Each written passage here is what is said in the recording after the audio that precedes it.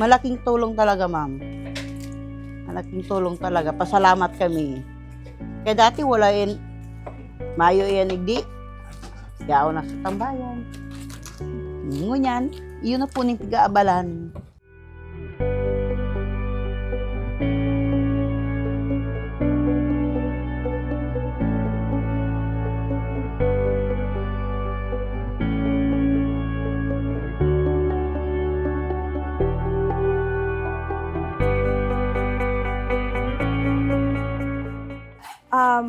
We have seen po na very helpful ang company ni DYH kasi hindi lang siya sa isang tao nakakatulong. We have a minimum of 20 workers here, can range up to 50, even 100 pag may mga students, lalo na pag weekends. Kasi it's their form of source of income.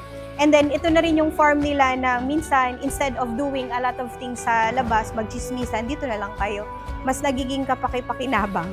And then, ito yung mga, long time na workers na talaga.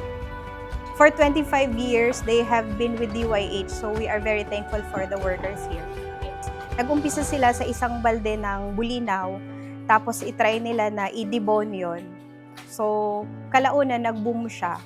So, nagulat kami yung pag-receive ng mga tao outside Manila, especially sa La Union and Pangasinan. So, doon kami nag-deliver talaga wholesale.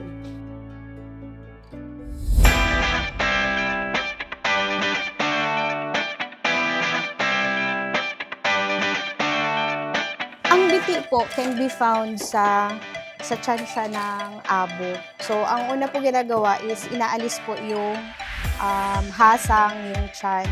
And then, hindi na siya kinakaliskisan kasi since manipis naman yung kaliskis ng abo, it can be eaten naman. Kasi once na i-fry, hindi naman na siya matigas.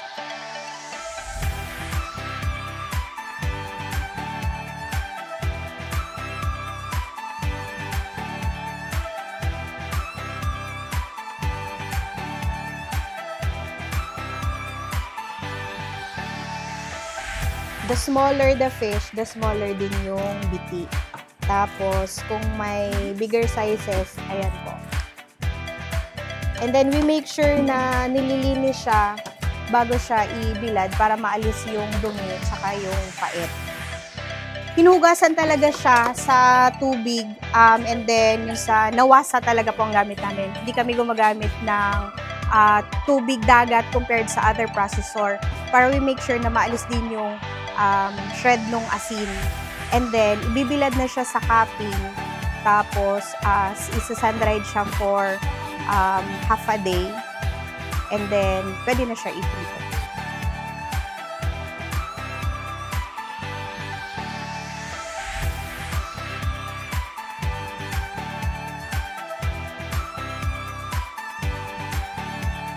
Sa amin po, kasi because of DYH, nagkaroon talaga ng value, especially yung biti and then the abo dito.